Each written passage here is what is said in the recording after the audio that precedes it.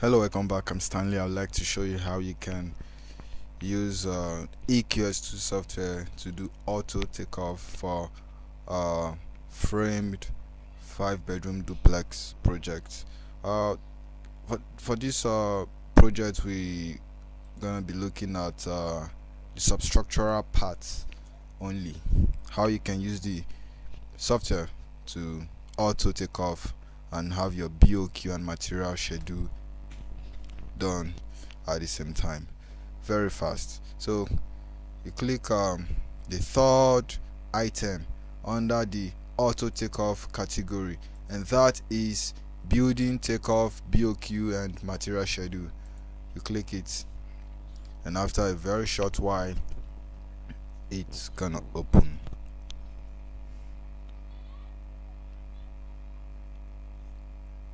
This is the project we'll be working with. You see it's open now. So the software divides the project into different elements, and these elements are given in the tabs you can see. The first tab is the site and trench detail. That's the first tab that opens when you click this building takeoff category. Then the next tab is the column based details. When you click it, you see it's going to open. Then after this tab, the next tab you can see is ground beam details. The next tab is regular column details in substructure. The next tab is round column details in substructure, and we also have ground beam details in superstructure. So the substructural part ends at this round column details. So we're going to start with the site and trench details. So let me click it. It's the first page that opens when you click this building takeoff category. So now, to work on this project, this is the project we're working with. This is the foundation layout of the project. Let me show you the ground floor plan. This is the ground floor plan. You see, at the ground floor we have 1 bedroom, 1 study room, and then at the first floor, that's where we have 1, 2, 3. We have 4 bedroom and another living room at the upper floor. But since we are working at the foundation stage, we will be working with the ground floor plan, the foundation layout, and this is the column details. This shows you the different types of column bases that we have. We'll name this BT1. It's 28 numbers. BT2, 1 number. We have BT3, 2 numbers. It's 1.8 by 1 meter, and BT4 is 1 number. It's 1.5 by 1.2 meters. And then we also have the foundation layout, which you can also see from here.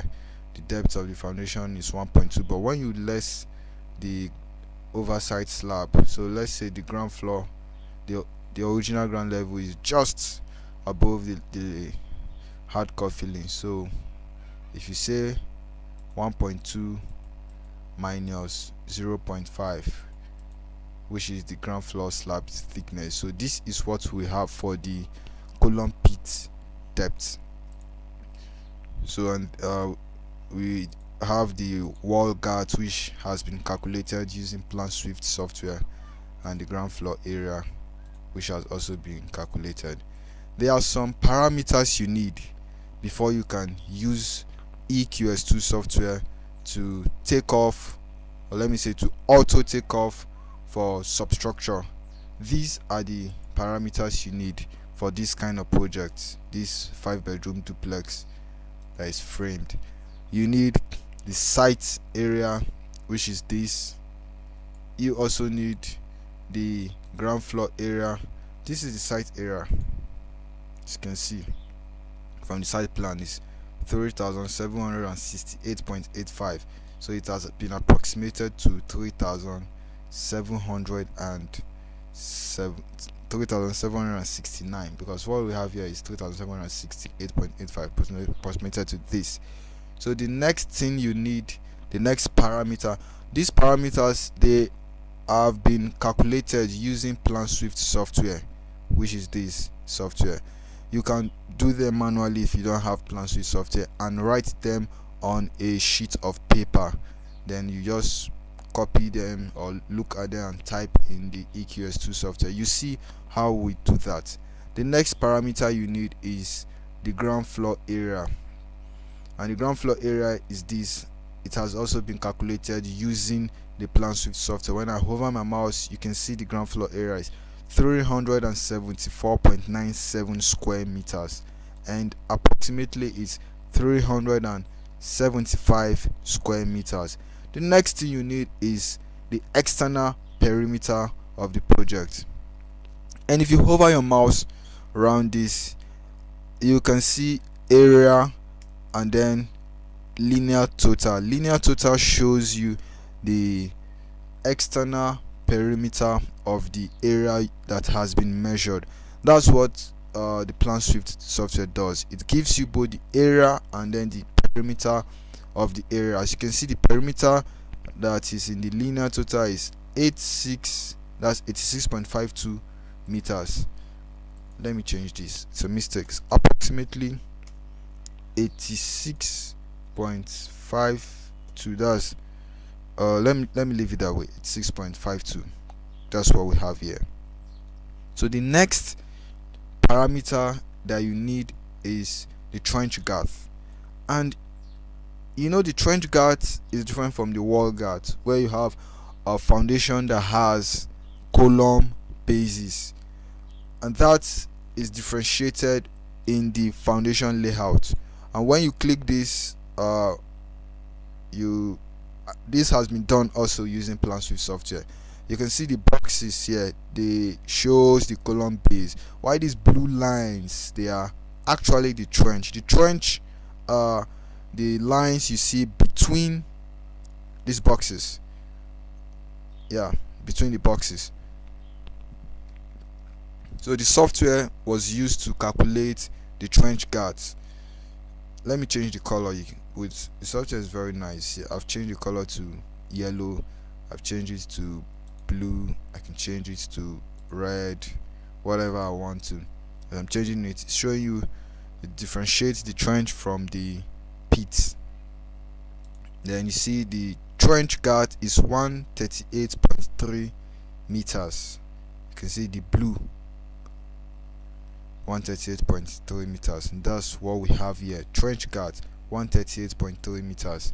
So the next is the wall girth. The wall girth is gotten from the ground floor plan. Let's go back to the ground floor plan. You see, that's what has been highlighted. The wall girth is both the internal and external girth in the in the ground floor plan, and as you can see here, it's 183.5 meters. You can do this manually. Once you've been able to calculate all this, either on a sheet of paper or you write them out on your notepad, these are the only calculations that you need for your foundation, for your substructure, in this project. So if taking your time to get the wall girth, the trench girth, the external perimeter of the project, the ground floor area, and then the site area. The other ones does not require manual or tedious calculations. For example, the next parameter we need is the foundation wall height. As you can see, that can be quickly gotten from the foundation plan, which is or let me say the foundation details. The foundation wall height, it's just let me show you. Just a minute. Need to scale the drawing before I can perform the function that I just want to perform. The foundation wall is starting from just right above the column base up to the surface of the ground floor plan. This green. Let me change the color. As you can see, the length has been given to be 0.76. Let me change the color to red so you can say this. It's 0.76. And what do we have here? 0.75. Let me change it to 0.76. You can do that manually as well. Doing it manually, you just say 1.2, which is the total depth, then you deduct this column base, which is minus 0.3. Then, but you know, when we are talking about ground floor, when we're talking about foundation wall, the thickness of the trench is 0.23. So it's going to be 1.2 minus 0.23. Then you also deduct this ground floor slab, which is 0.15.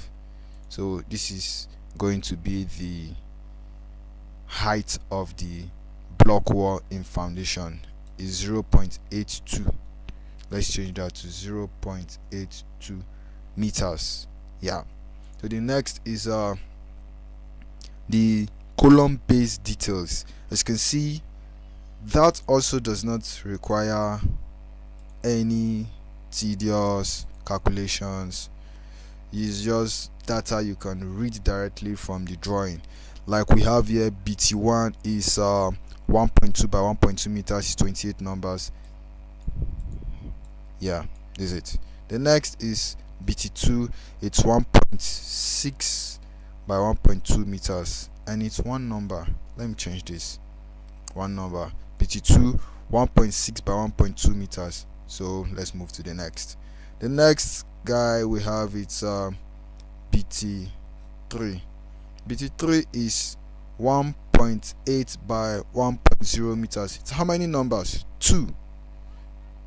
You're right. The next, yeah, that's it. BT3. Let's be clear. BT3 1.8 by 1.0 meters. 2 numbers. So let's move to the next. The next is BT4.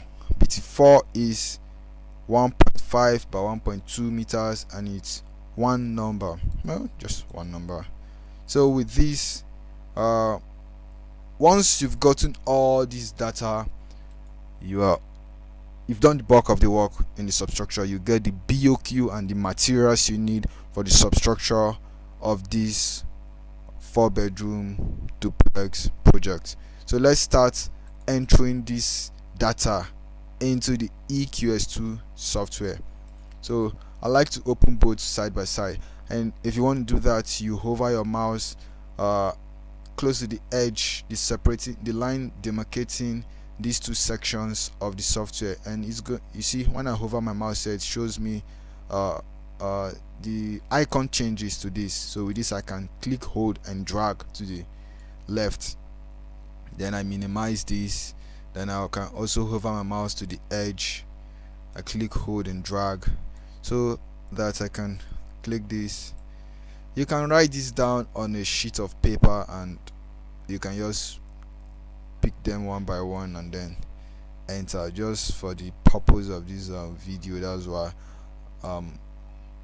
opening them side by side. So description, just put anything you like. So let me say substructure. Like to abbreviate a lot. So the next is the site area. What's the site area? 3769. 3769. Let's put that 3769. The next is the external perimeter. What's that? It's 6.52 meters. Yeah, put that in. It's 6.52 meters. The next is what? Ground floor area. What's ground floor area? 375 meters. 375. That's 375 square meters. The next is the topsoil depth. That's the topsoil depth for excavation. That's 0.15 meters. The next is the overside slab thickness, 0.15 meters, as we saw in the drawing. The next is the laterite filling thickness, and that is 0.45 meters, specified in the drawing. It's subjective to your project. Some might not be up to this, some might be more than this, depending on what is specified in the project. The next is the rock hardcore filling, and as you can see, it has been specified as 0.3 meters. So just put that in 0.3 meters. So the next is the trench guards. The trench guards is what we have done before. So this is, we got that from the foundation layer, and it's 138.3 meters. So let's say 138.3 meters. You see what you just basically do in the QS2 software, just to input the parameters that you've gotten from your measurements. So with that, you see the magic that will come up. So the next is the wall guard. The wall guard is 183.5 meters. So let's put that 183.5 meters. Then the next is the foundation wall thickness. Increase this, see it's in meters. Foundation wall thickness, we have 9 inches wall, so that's 0.23 meters. Everything in the software must be in meters. Remember, everything in this, every input must be in meters, except thickness of reinforcement, which is in millimeters. Where you have Y12, you just put 12. Every other thing is in meters. And when you have numbers, you also maybe one number, two number, just like you do in your taking off. So the next is the foundation wall height, and we've done that. Foundation wall height, we agreed to use 0.82 meters. 0.82 meters. So the next is the trench width. The trench width from our drawing is 0.69. So let's 0.69, because it's 9 inches block, which is 0.23 thickness. Then the trench depth. The trench depth, we agreed to use 0.9 meters. 0.9 meters. Then the blinding in trench, we don't have blinding in trench in this case. We only have blinding where we have column bases. So we are going to leave this blank, or you put 0 there. So let's leave it blank. So let's move to next. So let's put 0, whatever. So the next is the trench footing thickness is 0.23. The next is the trench area. You need to leave this 2 to be blank, or you put 0, because trench area is where you have been given your trench area, instead of, in some, it's very rare. It's very rare you might be given trench area instead of trench guards. So that's where you need this. Like I said, it's very rare. So in most cases, you are going to leave trench area and trench area length to be 0. This trench area length is just the guards. Yes, it's the trench guard. Then this is the trench area. Trench area is just the trench guard multiplied by the trench width. But just leave that out. Leave it to be 0. In very rare cases you use this. So move to the next, which is the substructure plastering height. That's the height of the block wall that will be plastered in the substructure. As you can see in this project, we are saying that the let me use the other one that has been scaled. We agree that the original ground level is at this point. Yeah, this is where we have our OGL. Let me change the color to black or blue. This is our OGL. So the height of block that will be plastered in this case will be just this height of substructure, that's 0.15. In some cases it's about half of this. So if the OGL is at this place, that means you are plastering, that means you have block exposed here. That's half of 300 mm, that's 0.15 plus another 0.15, the height of the ground floor slab, that's going to be 0.3. Even in some cases, the height of wall to be plastered in substructure is even up to 0.45 meters, but for this project this is what we are using. We have our ground level to be here, so the position of your ground level determines the height of the foundation block wall that will be plastered. So in this case we have 0.15. so it's subjective, it's not sorry, let me edit this. It's supposed to be 0.15. so after this, number of work is just the number of projects, and for this case we only have one project, so let's put 1 here. Yes, so with this we are done with the site and trench details. So the next is the column base details. To move to that, click this tab, the next tab, column base details. It's loading, so a short while is gonna be done.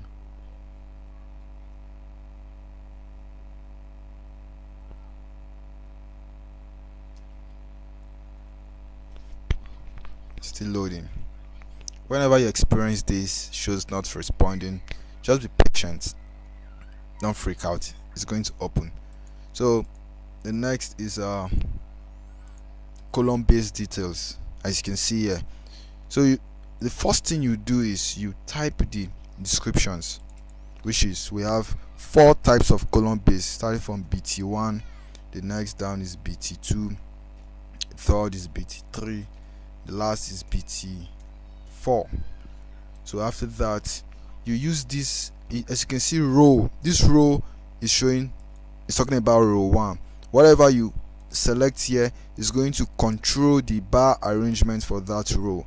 This row signifies that the reinforcement arrangement, as you can see, column base bar arrangement, the row specifies, the row controls the reinforcement result that you get.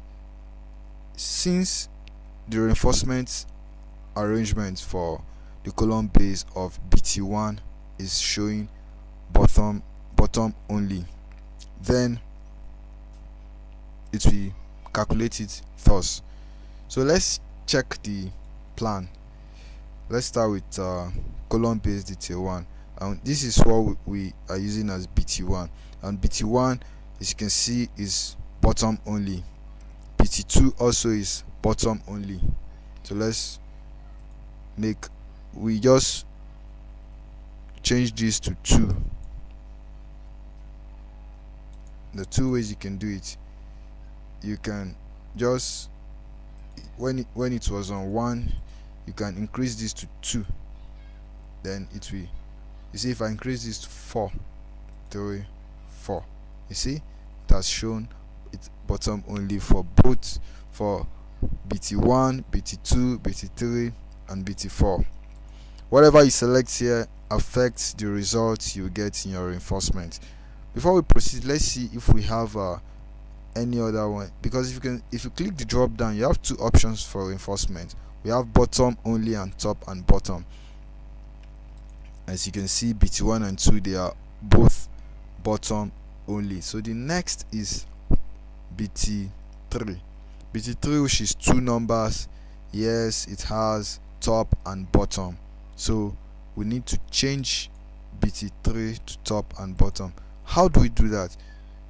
Reduce this to 3 from here. Just, you see, this has 2 triangles, one pointing up, one pointing down. Click the one pointing down once to get to 3. Even if assuming you are at 1, you can increase to 3.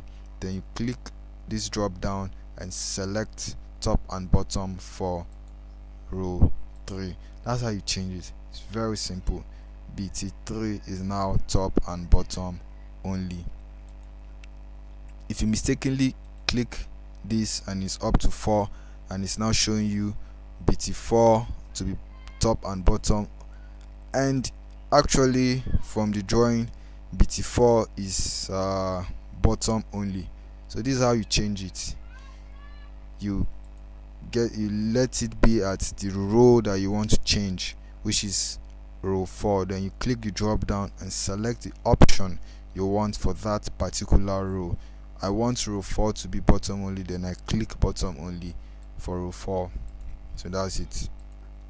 So the next, we start with BT1. BT1, from here we can see the dimension is 1.2 by 1.2.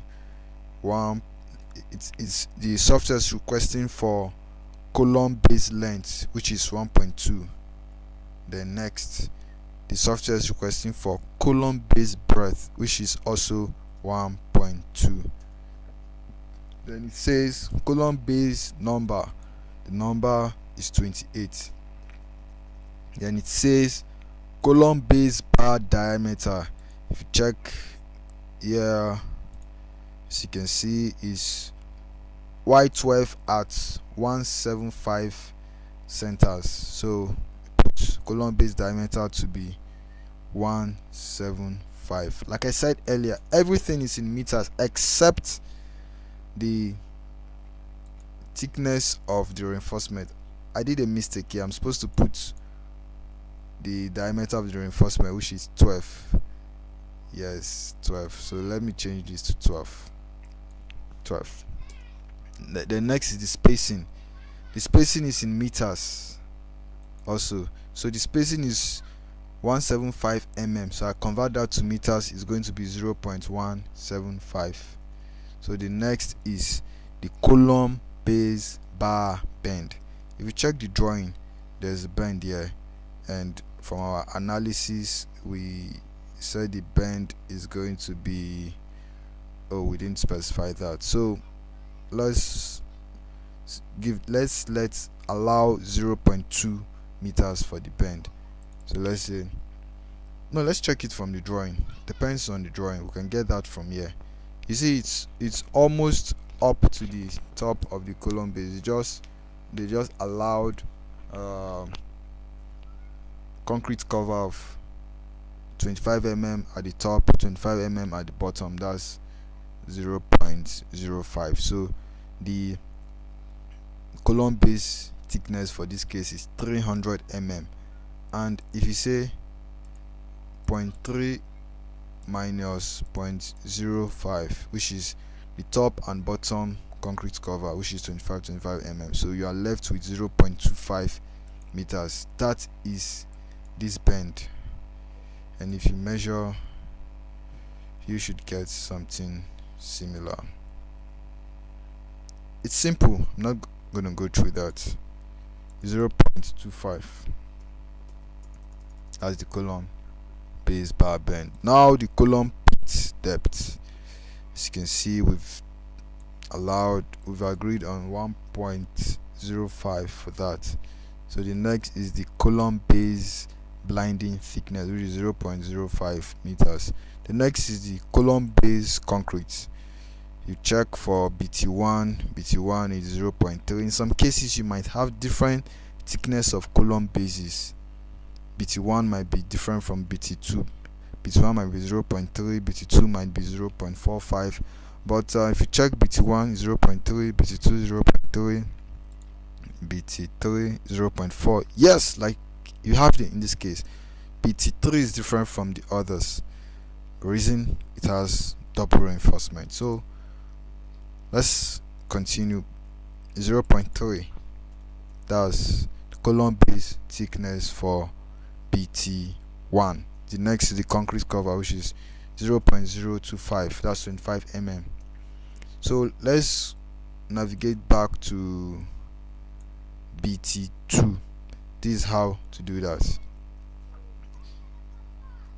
If you notice, when you start seeing 0, that's where your results starts from. So these places that are empty, these cells that are empty, they are actually the input cells, and the ones that you start seeing 0 are the result. So you can click on the cell below the last input cell, then you can navigate back using the top, bottom, left, right key on your keyboard. Just click and navigate back to BT2. Then from our analysis, BT2 is 1.6 by 1.2 meters. So you just put that 1.6 by 1.2 meters. The next is the number. The number of BT2 is 1. So the column base bar diameter is 12. It has similar data specification as BT1, so I'm just gonna do that very fast. But remember, BT3 has different column base thickness. Definitely the column base bar bend is also gonna change. So yeah, with the BT3, you can see BT3 is 1.8 by 1.0 meters. So you just say 1.8 by 1.0 meters, and then the number is 2 numbers, so it's also Y12, and then the spacing is also 0.175. the column base bar bend, like I said earlier, BT3 is 0.4 mm thick. So if you deduct concrete cover of 0.05, which is 25 up, 25 down, 25 mm up, 25 mm down, you have 0.35 as this bend. That's for bend up and bend down. Actually, the software multiplies this bend by 2 because you have bend at the left part and also at the right part. So the software does that multiplication. So it just depends for one side you're going to put here. So the other data are similar. You can also copy this. If you want to copy, you click on this cell, then you click your shift key, you click hold, then you navigate using the right key on your keyboard. Then when you mistakenly run into the result section, which is the part that has 0, you click the left part to come back. Then you stop at this last input cell, which is the one that does not have 0. Then when you hover your mouse towards the tip, that's the bottom right side, you see a black cross plus sign. You click hold and drag. Let me drag it to the 4th row. As you can see towards the left, it's touching the row. This is row 3, row 4. So I have it up to the 4th row. So now BT4 is what we're going to do next. BT4 is 1.2 by 1.5 meters. So let's say 1.2 by 1.5 meters. The number is 1. It's also Y12, and then it's 0.175, and then it's 0.25 bend, because that's what it actually has. BT4, you see, 0.3 column base. When you deduct 25 mm, 25 mm, you're left with 0.25 meters. We've copied the other data. So now we are done with our column pit. See, from here you can see it has given you column pit excavation, leveling and compacting, earthwork support, anti-termite, blinding, column base concrete backfilling, column pit disposal, column base formwork, reinforcement in meter and kg, in tons. It will sum them up and send to the bill. There's something that we forgot to do right from the beginning. We are supposed to save each page we are working with so that you can come back next time and continue. So let me show you how to save. If you want to save, you click export to Excel. The software exports it as an Excel file, and then you can call it back on later dates. So if you want to save the page that you just worked on, let's click this. You see, it shows you everything on your, shows you some, it allows you to choose the location you want to save the file to. So the first thing to do is to click desktop. At this left part, click desktop, then you see here new folder. Click new folder, you're supposed to create a new folder for each project you are working on. There are two ways you can do that. You can click the new folder from here, or you can have created the folder before you get to this spot. Let me do it again. Click export to Excel, click desktop, click new folder. Very simple. Let me do it again. Click export to Excel, click desktop, click new folder. Then it allows you to type the name of the folder, type what you want to name the folder. So this is 4-bedroom duplex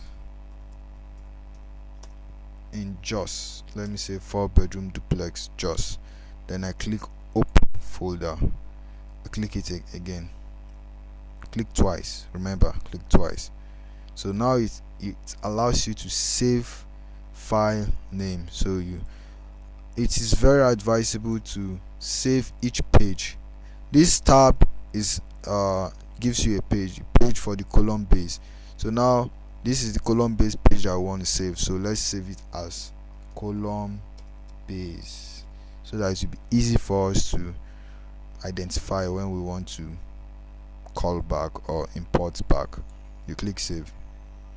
So after a while it saves.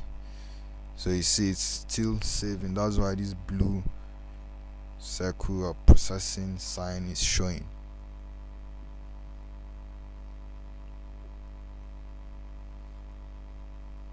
Let's just hold on till it's finished saving.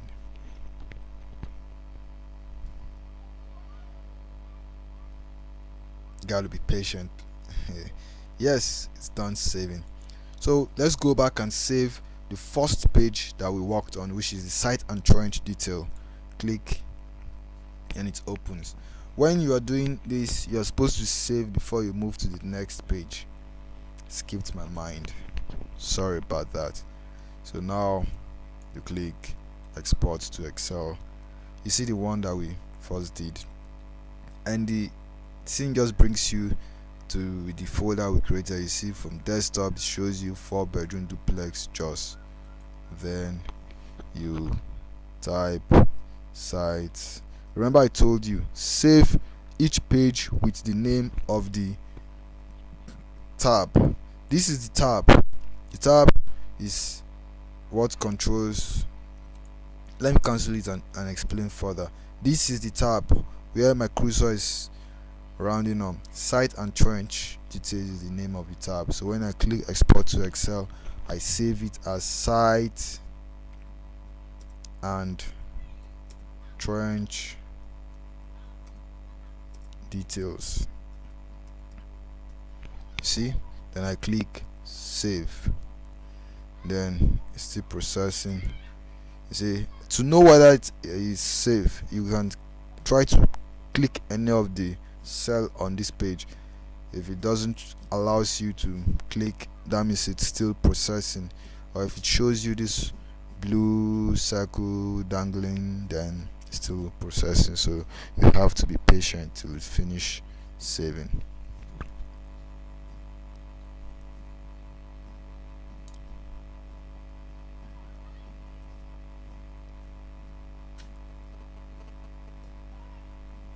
Yeah, it's done saving. So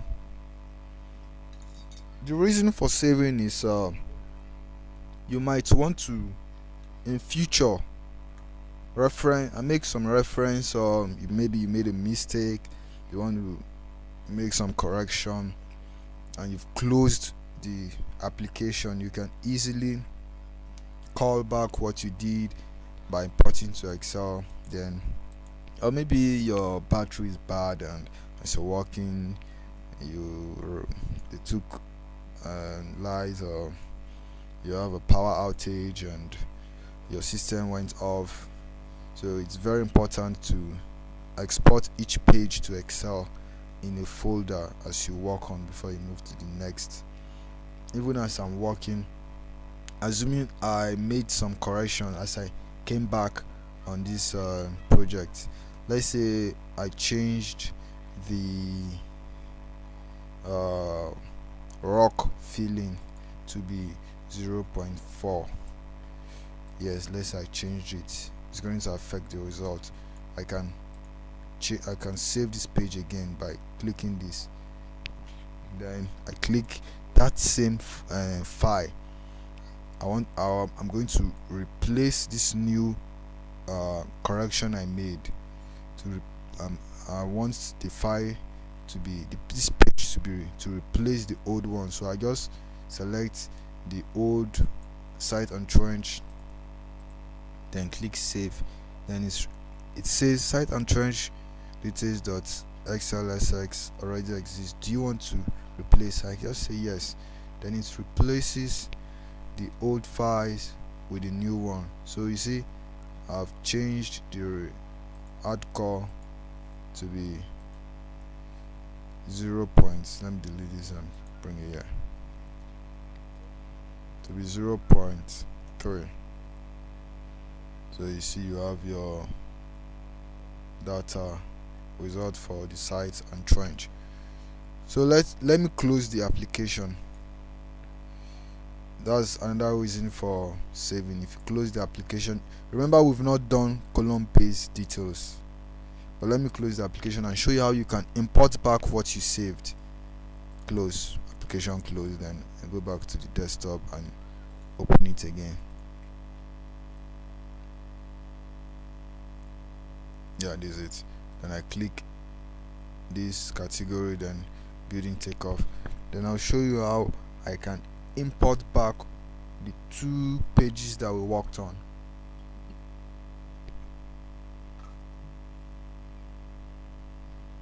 Yes, it's open. Now we start with the site and trench detail page. So let's import back. You see, everything here is blank. If we go to the results section, which is where the 0 starts from, you see it's still showing you zeros. So but when you click import from Excel, you select the page that the file that corresponds with the tab name. See the tab title here, that's why I told you to save with the name of the tab. Is very, very important. The name of the tab we are working with is site and trench details. So that's why it's very good to save with that, so that you can easily recognize it when you come back. So click site and trench, open.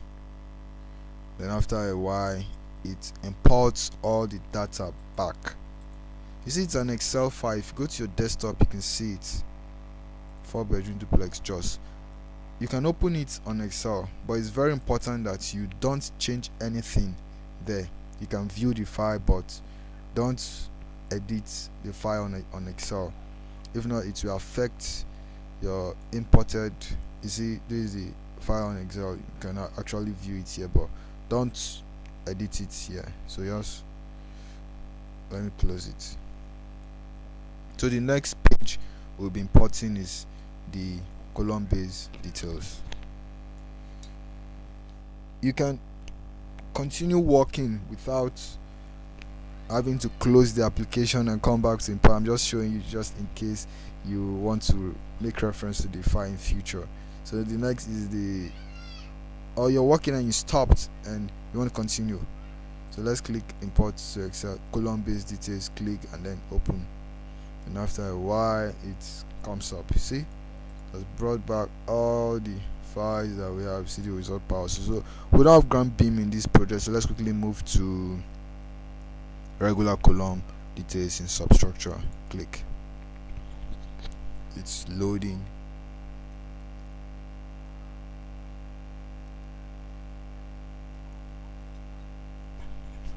Yes, we got it. So this allows you to put description in the project. Let's go to the foundation layout. That's where let me off this. So we get to see all the columns in this project. Fortunately, we have only one type of column in this project. That's 230 by 230 column. As you can see from the column base, you see this is 230 by 230, 230 by 230. This is double in one column pit. We have same here. They all are 230 by 230. So to get the total number, you can use the software to count. So you just click count, then you say columns. So let me change this to red so you can easily see it. You see, just click. As you're clicking, it's counting. So you don't need to be saying 1, 2, 3, 4, 5, 6, 7, 8. No, those days are gone. We should be working smart, not too hard. So I just click on all the columns and I get the number. So there won't be cases of double counting or omitting some columns. You see, now I have 38 columns. These are the left part of the software page. So column number is 38. Let me start with that. Then select, okay, let's say we only have column 1. That's one type of column. Then as you can see, it's on row 1, like you have row 1. Then let's change this to isolated. They are all isolated columns. Then the column length is 0.23, the column breadth is 0.23. We've already done the column number, which is 38. Then the number of bars in the columns, this is also important. So let's go to the column base. As you can see here, 4y16 for column BT1, 4y16 here as well. The next is also 4y16. This is 6y16. So we need to deduct this BT4, which is one number of BT. Remember, this one number of BT carries 2 columns in it. So let's, in this case, in the description, we have 2 types of column. We have column 1 and then column 2. Yeah, so change this to 2. Then the number will be reduced to 36 because this is 2 numbers. It's actually 1 BT. Remember, it's 1 BT. BT4, this is BT. Remember, this is BT1, which is 28 numbers. BT2 is 1 number. BT3 is 2 numbers. BT4 is 1 number. But BT4 has 2 columns in it, and the column is 6 numbers, Y12. Why the others? Here we are classifying the columns. Similar columns, we group them as the one that has 4 bars, we grouped all of them as column 1. Then why this one that has 6 bars, we classified it as column 2, and it's also 0.23 by 0.23, which is the length, and breadth is 2 numbers. The number of bars for column 1 is 4, number of bars for column 2 is 6. The other data they have is y16, the stirrup diameter. So let's go back to the drawing and see the stirrup diameter. It's it's given here to be y10 at 175 centers. So let's say stirrup diameter 10. Stirrup length, you can use EQS stirrup calculator, which is among the 2 bar you have here. So when you click this stirrup calculator, let me show you again. Just click this, see my mouse, stirrup/length calculator. Then you select the type of column or the type of beam or whatever you're calculating the stirrup for. So here is column, so the shape is regular shape, and the length of the column is 0.23, the breadth is 0.23 as well, the concrete cover is 0.025, then the laps for the both side is 0.15. we are using 75 lap. That gives you 0.87. so it says 0.87. then the stirrup spacing as specified is 0.175 in the drawing. Then the column in foundation height, we measured it earlier. It's here. Column in foundation height is this 0.76. Yes, that's from the top of the column base to the bottom of the ground floor slab, 0.76. That is the column in foundation height. The next is the starter bar length. Starter bar length is this. Let me reduce this so that I can open both side by side.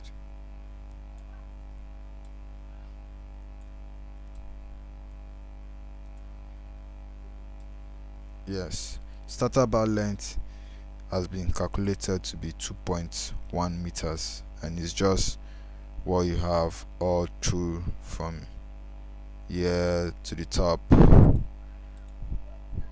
This is it. Let me show you. Just like this.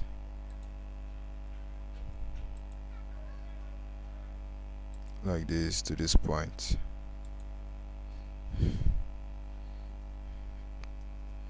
Yes, this is it. We did the calculation. When you do it manually, 1.2 as the depth, you add a bend of 0.3, you add projection of 0.6, you're going to get 2.1. That's how we got 2.1 meters, which is the depth is 1.2 meters, then plus the bend at this base is 0.3 meters, then plus the projection is 0.6 meters. That's how we got 2.1 meters, by the way. So the column base thickness is 0.3 meters. The adjoining wall thickness is talking about if it were an attached column, you know there's going to be wall touching the column at two sides, so you're going to provide the thickness of the wall of one of the wall touching the column, so the software multiplies by 2 and deducts it. It's used for the formwork, but here we are using isolated column for both, so we're going to leave this to be 0. So let's provide the data for column 2, which is similar to what we have here. So 16. Okay, let me just copy. Remember to copy, you click shift and hold, then you use the right key, press the right key to here.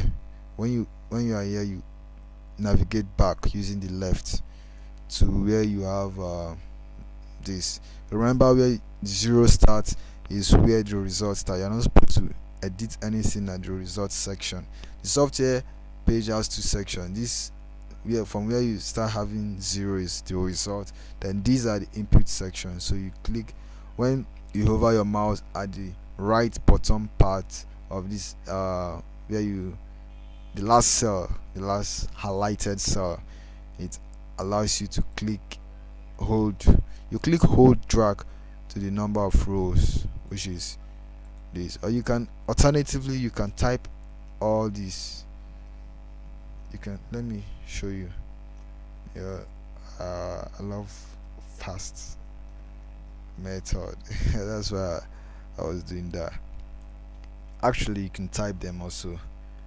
16, 10, 0.87, and if it has different data parameters, you can also change them. 2.1, since they are the same. 0.3. See, now we are done with the substructure of this project. We don't have round column in the substructure or in the project. Everything a regular shaped column. So to navigate to the result and build, let me maximize. To navigate to the result and build, watch me how I do it. You hover you take your mouse cursor down, then you can see this scroll bar. You drag the scroll bar to the end. Not this one. There are 2 scroll bars. When you take your mouse to the right part, you see this vertical navigator.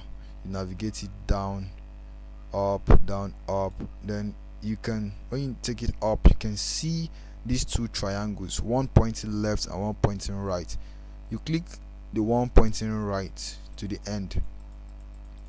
This one allows you to see the other tabs. All these things you are seeing at the top part are called tabs. The tabs gives you access to the page they describe. As you can see, if you want to have access to the round column details in substructure, you just click this tab. If you want to have access to the beam details in superstructure, you just click this tab. So now we want to have access to the result, BOQ, and then the material schedule tabs or page. So we navigate using the right triangle, click to you can see the tab that you want to work with. So here we want to work with the result tab. So when you can see that, you click result. You must click result before you click the BOQ, and you must click either elemental BOQ or trade BOQ before you click material. It's a sequence. Assuming you click this result and you remember, oh, I forgot to do something at the site and trend page, or I forgot to do something on the column based page, you go back, you navigate back there, you make your correction, you come back and click result first. Remember, you must click result before you click the BOQ. So here you can select whether you want network support to be provided or not. I want it to be provided. I click provided. Then the next, these are actually for superstructure because talking about lintel and walls, so we've not gotten to that stage yet. So let's click either elemental or trade bill. Let's click elemental. The software gives you two options of bill, but you know at the substructural stage, elemental and trade bill are the same. So you see now we have the BOQ, or we have a trade BOQ or BOQ for this project. It's because it's a tutorial video, that's why it took us this long. Once you've mastered it, it won't take you much time to get done with whatever you're doing. So it's very fast, tell you. You see, just remember that the only calculation we did in this project are just this, and if you are using this plan suite software to measure all this, is very fast. So with just this calculation, we have the BOQ for the substructure for this project. I think it's amazing. So this is the BOQ, starting from the site clearance, topsoil excavation, trench excavation, pit excavation, earthwork support, disposal of excavated topsoil, disposal of excavated material, disposal of surplus material, leveling and compacting, anti-termite, filling. We have laterite filling. This first one is backfilling, laterite filling, hardcore filling. We also have DPM, then down to concrete works. This is starting from blinding, column based concrete. No, this is trench concrete, trench footing, column base, oversight. Ground beam is 0 because we don't have ground beam in this case. Then the next is toe beams. We don't have toe beams. We have toe beams, but we've not done it. That's why it's still showing 0. It's part of the staircase detail. The column starter showing you this. The reason why these are in decimal places is because it uses this result in preparing the material schedule. So you can, when you export to Excel, you can also export this to Excel. I'll show you how to do that shortly. Then the next is the reinforcement detail. We have reinforcement in kg, column bars, the column starter bars, then all the stirrups in the project, then the mesh reinforcement. We have the blocking foundation, that's in square meter, the plastering, the painting. This is the painting actually. This is the plastering painting for the block that projects above the ground levels. So this is actually complete build. We've not done the other parts for this tutorial. I just want to show you how you can do the substructural part with the software. So when you click material, you also going to see the materials you need for the substructure for this project. Very fast. Once you experience this, you just hover your mouse down and you click the software again. If it doesn't respond at first time, that means it's still processing. So to have everything at a glance, you can reduce the width of these cells, just like you can do on Excel. That's what I'm just doing now, just basically reducing the width. Yeah, this is it. So you see laterite filling, this is the quantity in BOQ units, quantity material quantity, then material unit. You see the quantity in BOQ is this, and this is saying 10 tires tipper. You can also change that, assuming you want to use this is the volume of the 10 tires tipper. That's 10 tires tipper capacity. I'm using 12 cubic meter per trip. You can change that depending on what is obtainable in your local market. In some places they use 7.62. So assuming I change this to 6 tires tipper, or I reduce the tipper capacity to 7.62, I click this. I need to click back at the elemental bill. If you take note, the tipper the number of trips will increase because I've reduced the volume per trip from 12 cubic meter to 7.62. So when I click materials now, all the tippers will increase because now I'm using a lesser volume of tipper. It's very important. You have to note that all these boxes you see here, they affect the result. What you have in the default is different from might be different from what is obtainable in your local market. So there's need to edit before you use the project. You can export to Excel the same way I showed you earlier. You can have the file in Excel, then you can make any addition you want to do. See, now I have 11 trips because this is the tipper capacity that I have, and this also for the rock filling, then this for anti-termite. As you can see, when you get down, it gives you all the cement, this cement in the blinding, all the cement you have. And you got to know that the blinding and foundation footing, there, both of them are plain in situ concrete, and this is the default mix ratio for plain in situ concrete. We are using ratio 1:3:6 at 35% shrinkage and waste. You can also change this. Assuming I want to change this to ratio 1:4:8. That's for blinding and foundation footing.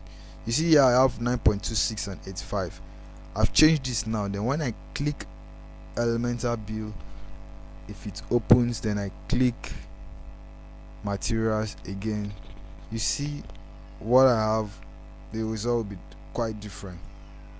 So when I click material, you see the result will be different. So whatever you have there greatly affects the result. So it's very important to take note of that.